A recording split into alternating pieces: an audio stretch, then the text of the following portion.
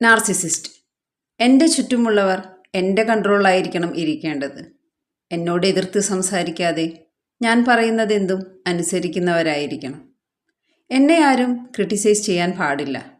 ചെറിയ വിമർശനങ്ങളെപ്പോലും ഉൾക്കൊള്ളാനോ അംഗീകരിക്കാനോ എനിക്ക് കഴിയില്ല. ഇനി ആരെങ്കിലും ക്രിട്ടിസൈസ് ചെയ്താൽ എൻ്റെ ദേഷ്യം എക്സ്ട്രീം ലെവലിലായിരിക്കും. എന്നെ എല്ലാവരും റെസ്പെക്റ്റ് ചെയ്തിരിക്കണം. എനിക്ക് വലുത് എൻ്റെ ഫീലിങ്സുകൾ മാത്രമാണ്. മറ്റുള്ളവരുടെ വിഷമങ്ങൾക്കോ വേദനകൾക്കോ ബുദ്ധിമുട്ടുകൾക്കോ ഞാൻ പ്രാധാന്യം കൊടുക്കാറില്ല.